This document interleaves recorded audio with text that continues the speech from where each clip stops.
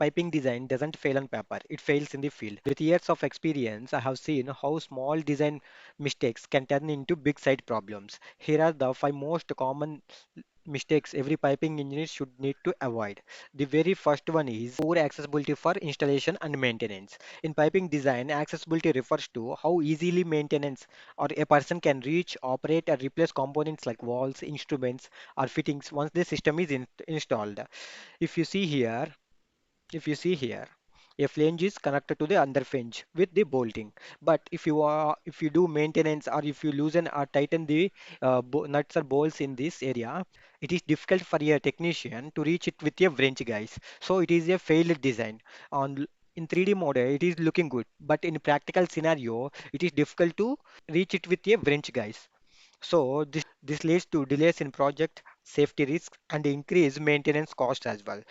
You need to make sure that your piping design must be ease of installation and maintenance. And next one is uncoordinated piping supports. So in EPC projects, pipe supports are essential for holding the piping system in place and managing loads and ensuring the safety. However, when these supports are not properly coordinated with other disciplines like civil, structural, or architectural, several issues can arise, guys. It is looking good in your CAD model, but in actual practical scenario, here we cannot use piping supports because it will disturb the concrete supports, structural supports, and architectural supports. So to avoid this, you need to make sure that you need to follow standard support spacing and placement guidelines and involve civil and structural teams early in the design phase, guys. And next one is over usage of unnecessary fittings. If you use extra elbows, branch connections, or T connections, it will increase your piping system's cost. And also you need to do more welding. More welding means it will increase your failure risk of your piping system.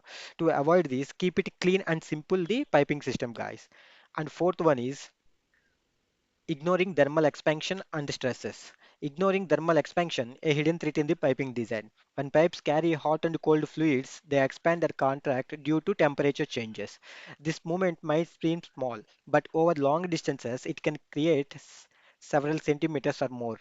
So you need to use pipe guidelines or expansion joint to avoid this failure.